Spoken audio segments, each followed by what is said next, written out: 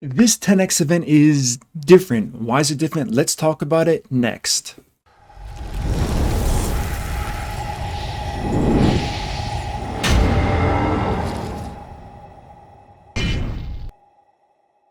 What up, team? It is MurderInc here talking about the most recent 10 times event.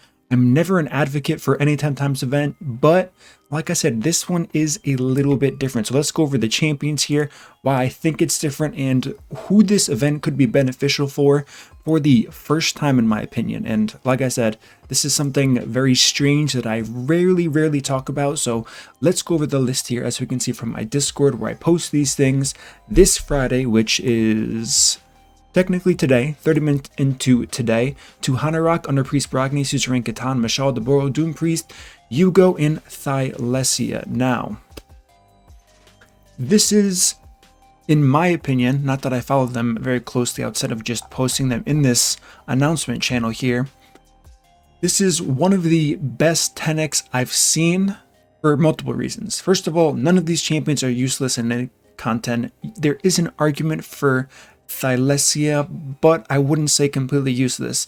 The second thing is, all of these champions excel in some way, shape, or form in the Hydra, which is brand new content. So if you pull any of these, whether you have them or not, you need 3 copies of champions for the Hydra. Not the best game design for using multiple champions, but it is a viable option here. So this kind of makes this event a little bit higher priority than other 10 times events. And Underpriest Brogni, arguably one of the best progression, just overall champions of the game because of how great his kit is. We have the shield that applies War Master damage, all of these other things. So there's a lot going for this 10 times event, but I still wouldn't recommend it to everybody. I would say for the first time, if you're close to pity, if you have the shards, if you're closer to pity than you normally are, I don't really know what your accounts look like or how your spending habits are, but probably a good idea to try and pull for one of these champions here. Keep in mind though, huge disclaimer, the rates of pulling a legendary in a 10 times event are very small. But if you are chasing those rates, do it. First of all, if you're free to play, don't even consider it. Like I said, a lot of the champions kits that I already mentioned are very strong. We do have Underpriest Brogni, who's, I don't have to go over his kit, but I think he stands out the most out of all of these champions here. If you have him from the Fusion, you don't need me to tell you how good he is. If you don't have him, the same thing kind of applies. I'm pretty sure you all know just how good this champion is. As you saw from my previous videos with the Hydra, since I've been doing quite a few, all of these other champions listed here, Suzerain Catan, to Hanorok, specifically an Infinite's Auto Key, Oboro, Doompriest, Boro, maybe not so much now that shamael deterrence thing has all changed here. But there's one last point in the bottom here. Is Rector Drath from your 4th Sacred. Should you pull 4 Sacreds just for Rector Drath? No, but if you're close to pity once again and you're chasing one of these 10x champions, it might be a good idea to go for this event specifically. Now, kind of what I was hinting at before, if you're free to play, you're never going to do a 10 times event. Also, if you're free to play, one thing I'm not sure if anyone's discussed before, you're never going to go for a 2 times event. Now, if this is strange, I can cover it in a separate video. If you're unsure why I'm saying this, I've done a little bit of research as far as how many shards you can collect and accumulate over time if you are completely free to play. I don't mean the people who spend and if they have bad luck they claim they're free to play, or if they have good luck they claim they're also free to play because it's a bragging thing.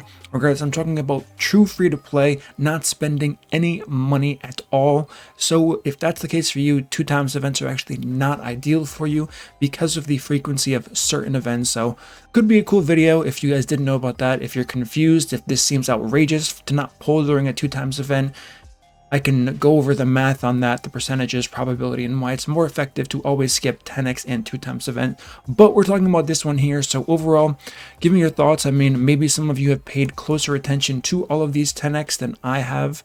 I mean, it's very likely because I think all of these are, well, besides this one, of course, pretty bad. I am going to be pulling for it. I don't have much. I have whatever I get from Clan Boss today. 2 Sacreds, 7 Voids, 11 Ancient Shards. Who do I need? I have 2 Brognis, don't need that. I have an Empowered Mashald plus a second Mashald. I don't really need anybody but 2 Hanorok, so I have 7 Void Shards I am going to pull. I haven't pulled a Void Legendary in a while.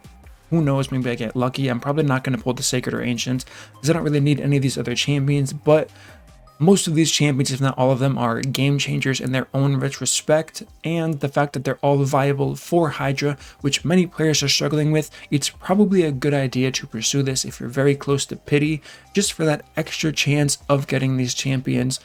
And once again, just to kind of note about Rector Drath, I don't know, she's a good champion for sure. Let me just read her kit once, just to make sure that I can confirm this. I've never personally used her. A1, decrease attack, 35, 40, 45, 50% chance of attack down. That's decent. Heals all allies by 20% after healing. Places a perfect veil for 2 turns on all allies with full HP. Kind of niche. You could use this for the Hydra, but this assumes that they're at 80%. I mean, it does increase the heal, so maybe there's more to it than I can see here. If you can consistently proc the perfect veil, I think it is going to work pretty well. Revives a single ally, perfect veil on them for 3 turns. That's good protection for sure.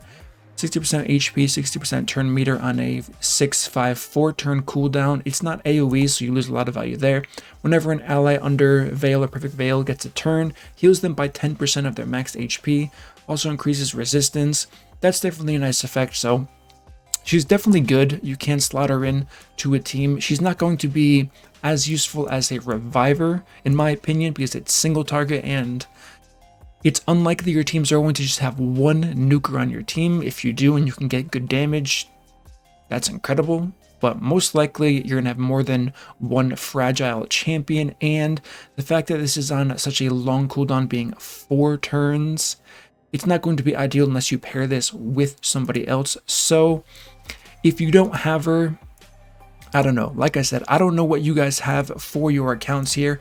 If it seems worth it to you for 4 Sacreds to get Rector Drath, that's on you guys. I can't really share an opinion because I can't see your accounts, and every single account in this game is going to be different. It's going to be good for a few people. It's going to be bad for most people. So you guys can absolutely come to the conclusion yourself there. All right, guys, so this was just a really quick video on the 10x event. I've never done one before on a 10x, quite obviously, because most of the time, I mean 99.9% of the time, besides this 10x in my opinion, they're all waste of times. But the fact that it's Hydra and everything I just went over is a fact. Hey, it is what it is. Give me your thoughts, give me your feedback. Let me know about that free-to-play 2x, 10x thing. 10x is pretty self-explanatory. If you enjoyed this content, smash that like button, subscribe, turn the notification bell, and I will see you all in my next upload.